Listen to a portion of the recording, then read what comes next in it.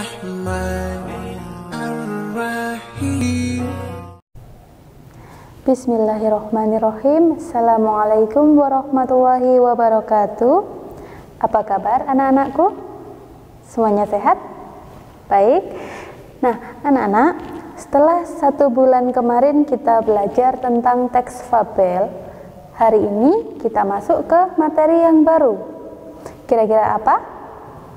Sebelum Ustazah jelaskan tentang materi yang baru, Ustazah sampaikan sedikit ya.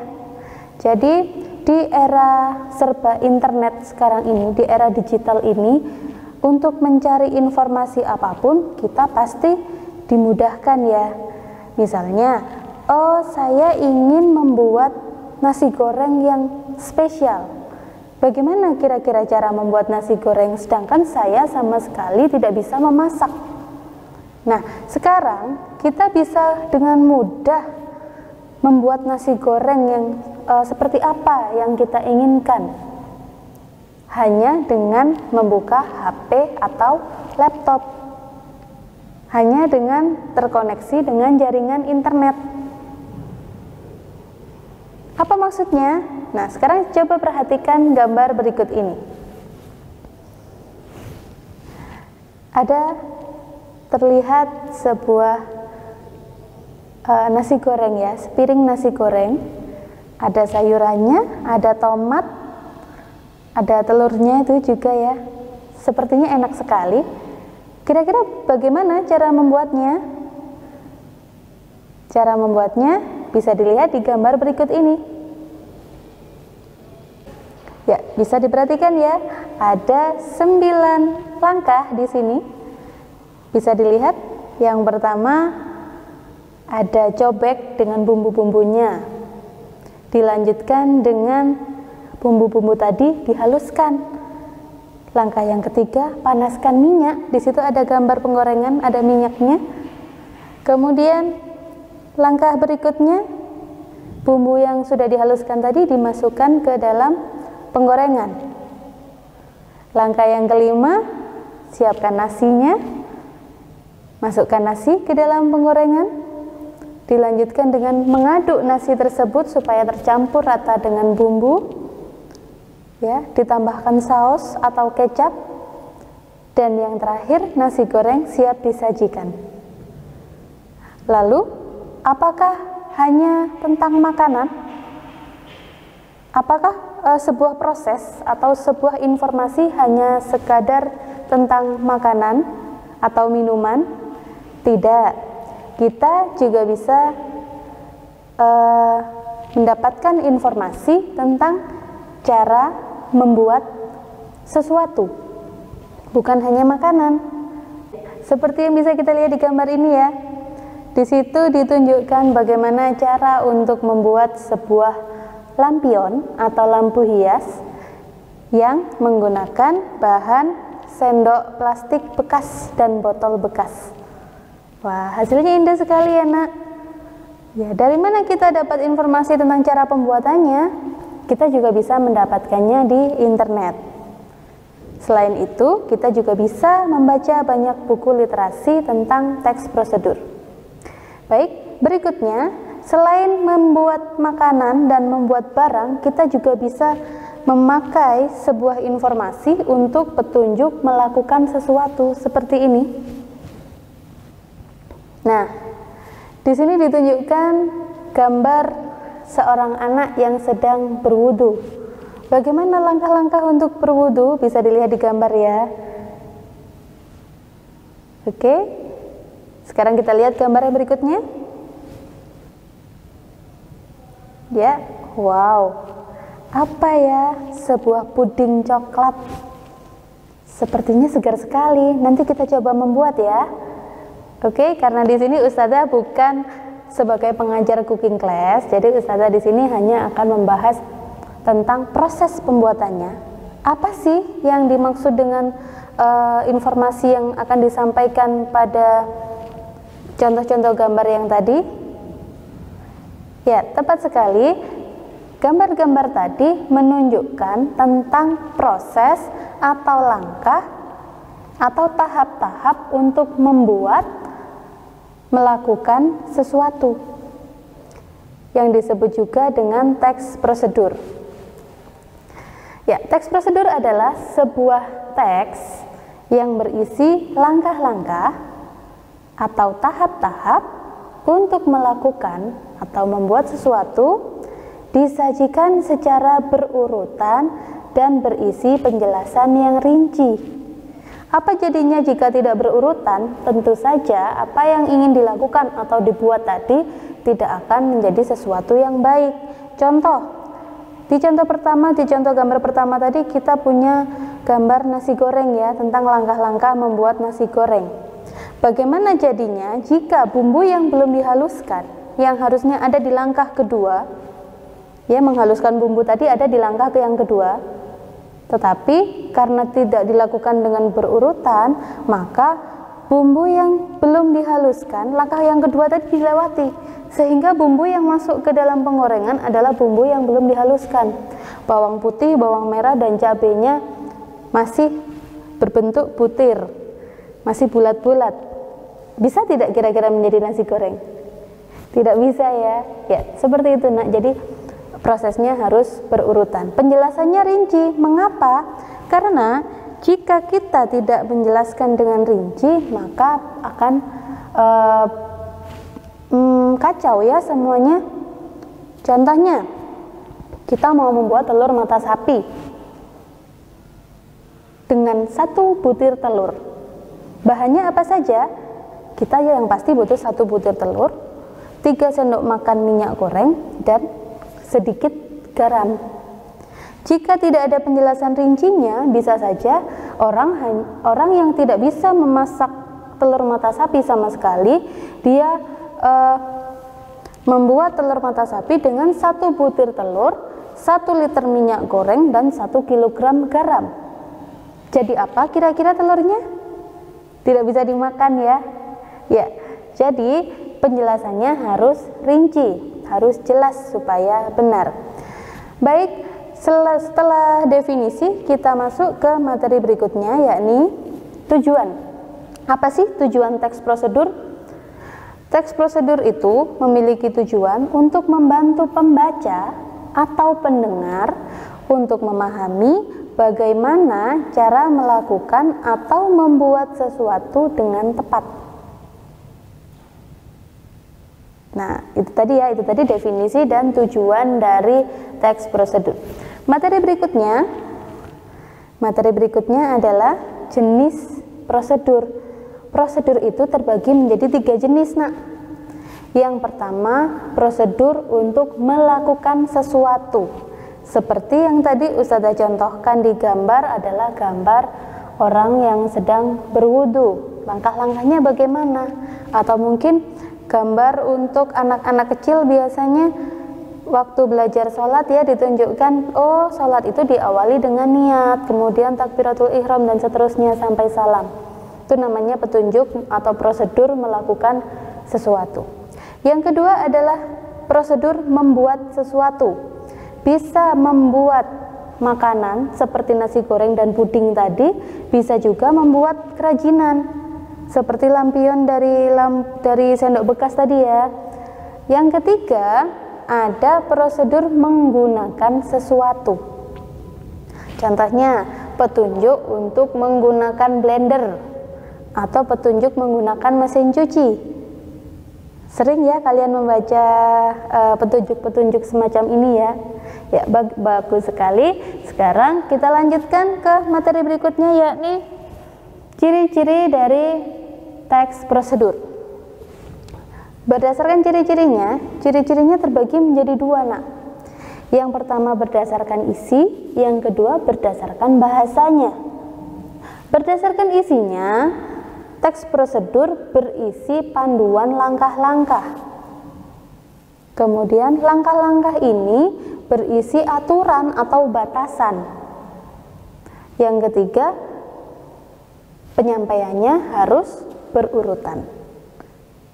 Kemudian dari segi bahasanya, ciri-ciri dari segi bahasanya, yang pertama teks prosedur menggunakan kalimat perintah, kemudian ada kalimat berupa saran dan larangan, Yang ketiga, ada ukuran akurat seperti tadi Ustazah contohkan ya, ada 3 sendok makan minyak goreng dan sedikit garam. Dan yang terakhir, menggunakan kelompok kalimat batasan yang jelas. Misalnya, goreng telur hingga kecoklatan, blender hingga halus ya. Jadi ada batasannya. Seperti itu. Baik, itu tadi adalah definisi, tujuan, jenis, dan ciri-ciri dari teks prosedur. Hari ini kita akan melihat tentang sebuah prosedur. Nanti akan kita bahas ya, kira-kira prosedur apa ini, dilihat dari jenisnya, dilihat dari bahasanya, dari isinya, nanti akan kita bahas bersama. Prosedur apa kira-kira? Silakan disimak pada video berikut ini.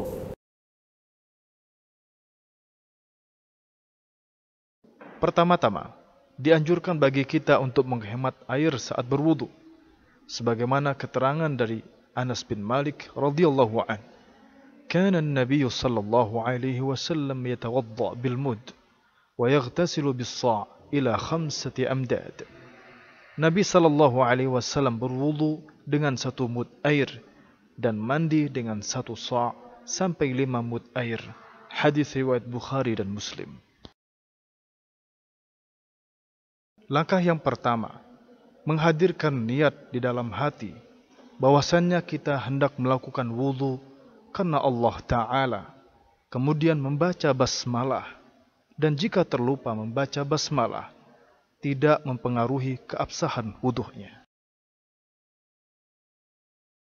Langkah yang kedua, mencuci tangan sampai pergelangan tangan dan menyela-nyela jari supaya air merata ke semua tangan.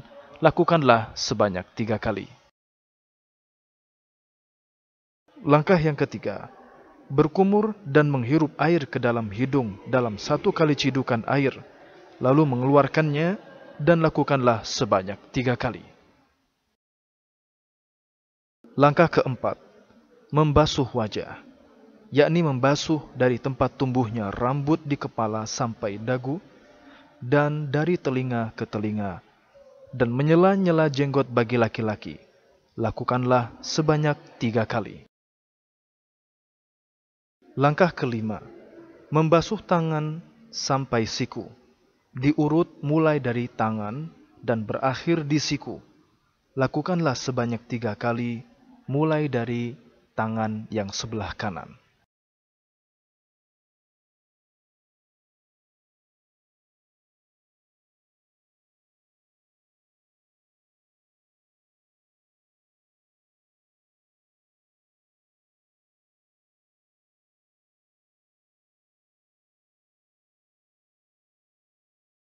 Langkah keenam, mengusap kepala dari depan sampai ke tengkuk dan kembali ke bagian depan. Dilanjut langsung mengusap kedua telinga secara bersamaan dengan air yang sama. Lakukanlah sebanyak 1 kali saja.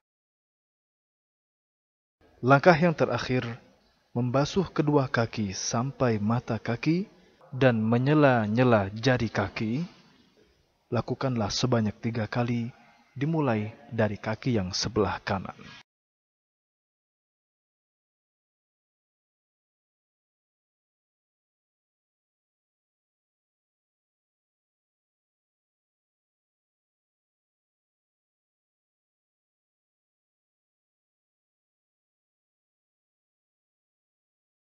Setelah selesai, disunnahkan membaca doa, Asyhadu an la ilaha illallah wahdahu la syarikalah, wa anna Muhammadan abdullahi wa rasuluh.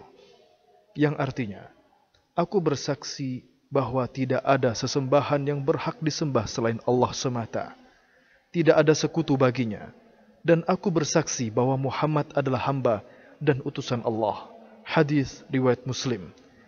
Di dalam riwayat At-Tirmidzi ada tambahan doa, Allahumma ja'alni minat tawabin, waj'alni minal mutatahhirin. Yang artinya, Ya Allah, jadikanlah aku termasuk hamba-hambamu yang rajin bertaubat, dan mensucikan diri. Ya Nana, sudah dilihat ya video yang tadi, yaitu tentang prosedur berwudu yang sudah dicontohkan oleh Ustadz Wahyu ya. Baik, sekarang akan kita bahas kira-kira tahap apa saja yang tadi disampaikan dalam video tentang toharoh tadi ya. Baik, yang pertama tadi kita harus ingat bahwa berwudu ini kita harus menghemat air ya, kita harus menghemat air, jangan boros, jangan mengalirkan air dengan aliran yang maksimal hingga muncrat semua airnya ya, jangan ya, kita harus berhemat ya. Kita awali wudu dengan niat dalam hati untuk wudu karena Allah Ta'ala. Yang kedua, setelah niat kita lanjutkan dengan membaca basmalah.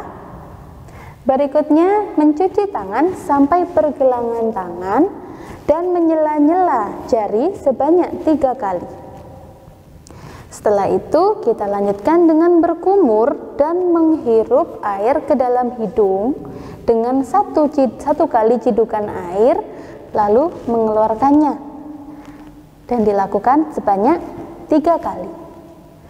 Berikutnya membasuh wajah dari tempat tumbuhnya rambut di kepala sampai ke dagu dan dari telinga ke telinga ya. Kemudian menyela jenggot bagi laki-laki, karena kalian semua perempuan jadi tidak usah menyela jenggot ya. Ya, ini dilakukan sebanyak 3 kali. Setelah membasuh wajah, kita membasuh tangan sampai ke siku. Diawali dengan tangan, jadi dari tangan baru ke siku, bukan dari siku ke tangan, seperti itu ya nak. Dilakukan dengan sebanyak 3 kali, diawali dengan tangan kanan.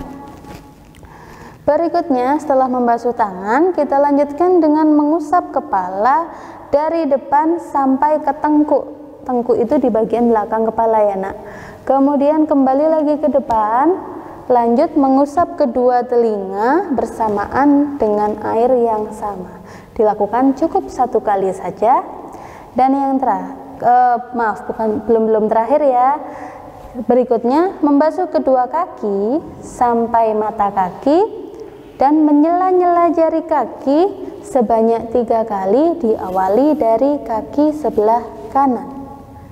Setelah selesai, baru kita akhiri dengan doa setelah wudhu. Baik anak-anak, itu tadi adalah prosedur berwudhu yang baik ya. Diperhatikan dengan baik. Diingat bahwa teks prosedur itu harus berurutan dan harus rinci. Nah, sekarang kita akan berlatih untuk mengidentifikasi teks prosedur yang lain. Tetap semangat ya. Tetap semangat untuk belajar, karena manfaat dari belajar itu akan kalian rasakan untuk bekal masa depan kalian. Terima kasih. Ustazah akhiri. Wassalamualaikum warahmatullahi wabarakatuh. رب اجعلني مقيم الصلاة ومن ذريتي ربنا وتقبل دعاء